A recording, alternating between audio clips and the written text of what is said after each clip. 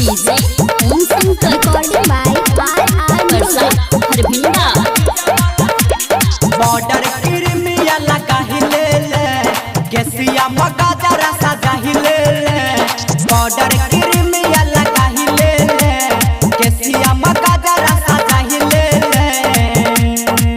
रूप खिल जतो तोहर के गोरी कोनो डीजे वाला छौरा पसंद कके बियाह कहल गछौरी कोनो डीजे वाला छौरा पसंद कके बियाह कहल गछौरी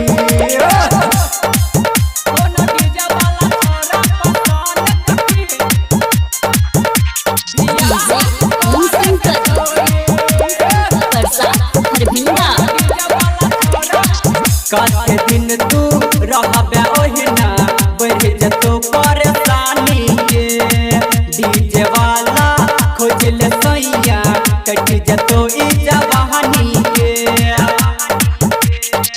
कते दिन तू रहबे ओहिना बढ़ जतो परेशानी के डीजे वाला खोजल सैया कट जतो ई जवानी के छाली खई है तू भर कटोरी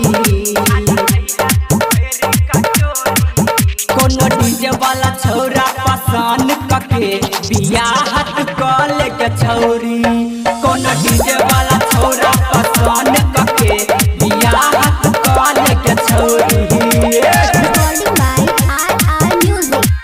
कोनो डीजे वाला छौरा पसंद कके डीजे ओम शंकर हरभिंडा। कके अनहरिया धके पजरिया करी है खूब तू प्यार के चढ़ल जवानी तोहर के छौरी खोजे छुनाया जो गहार के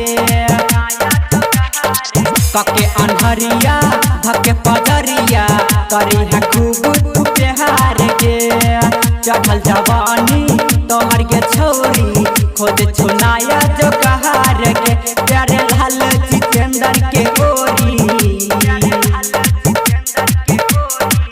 कोनो डीजे वाला छौरा पसंद कके बियाह कल गछौरी कोनो डीजे वाला छौरा पसंद कके बियाह कल गछौरी। Mixed by RR Brothers.